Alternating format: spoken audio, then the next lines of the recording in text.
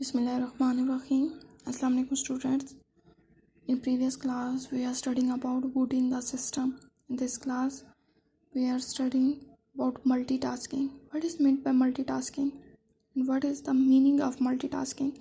Multi से क्या मतलब है? मल्टी को अगर आप डेली रूटीन देखें तो मल्टी का मतलब क्या है? एक से ज़्यादा टास्किंग, एक से ज़्यादा टास्क जो है एक टाइम में परफॉर्म करना, इसका मीनिंग है. But in terms of computer what is made by multitasking?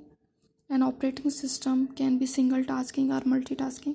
हमारे पास जो ऑपरेटिंग सिस्टम है वो मल्टीटास्किंग भी वर्क करते हैं और सिंगल टास्किंग भी वर्क करते हैं. कुछ ऑपरेटिंग सिस्टम मल्टीटास्किंग है, कुछ सिंगल टास्किंग है.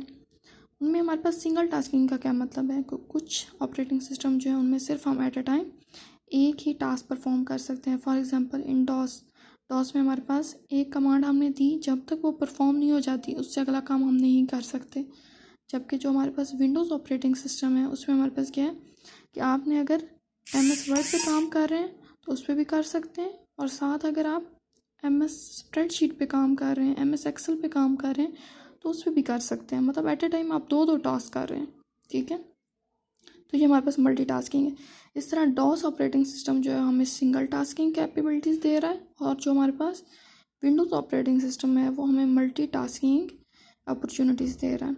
ठीक है, इस तरह हमारे पास है single tasking operating system allows only one task to be performed at a time. Single tasking का मतलब है कि सिर्फ एक टास्क एक टाइम में परफॉर्म हो सकता है, जबकि multi tasking is the capability of an operating system to work on multiple programs at the same time.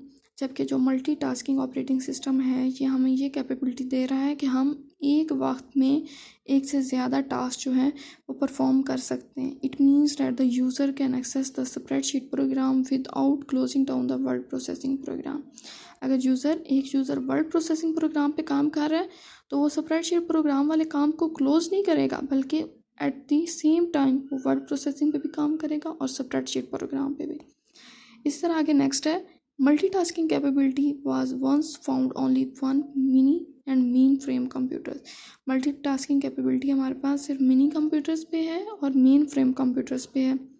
और इसके अलावा हमारे पास अब जो विंडोज़ ऑपरेटिंग सिस्टम है हमें ये कैपेबिलिटी दे रहे हैं कि हम मल्टीटास्किंग परफॉर्म कर सकें कंप्यूटर्स के ऊपर.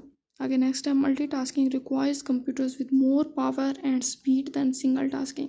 अब मल्टीटास्किंग में हमारे पास क्या है कि at one time we are performing the more than one task. तो हमारे पास क्या है कि हम एक टाइम में एक से ज़्यादा टास्क को परफॉर्म कर रहे हैं, तो हमें उसके लिए ज़्यादा पावरफुल कंप्यूटर्स चाहिए, ज़्यादा स्पीड वाले कंप्यूटर्स चाहिए देन द सिंगल टास्किंग. अब नेक्स्ट है हमारे पास कंपैटिबल. कंपैटिबल का मतलब क्या है? The computer hardware and software which have the capability to function with a given model of computer are called the compatible.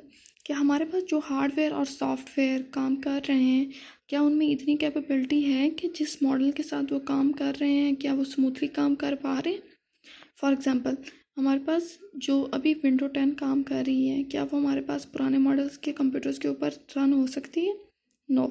इसका मतलब है वो इनकम्पैटिबल है कि हमारे पास वो गिवन मॉडल्स या सॉफ्टवेयर के साथ वो सॉफ्टवेयर जो है वो ऑपरेटिंग सिस्टम जो है वो हमारे पास पुराने मॉडल्स के साथ काम नहीं कर पा रहा, तो इसका मतलब है वो उसके लिए इनकम्पैटिबल है. अगर वो कर पा रहा है तो इसका मतलब क्या है कि वो कंपैटिबल है. तो इस तरह हम अगर इसकी डेफिनेशन देखें तो computer hardware and software which have the capability to function with the given model of computer. अगर तो वो हमारे पास काम कर पा रहा है तो उसे हम क्या कहते हैं? Compatible. Any computer hardware and software which could not be used with a particular model of the computer.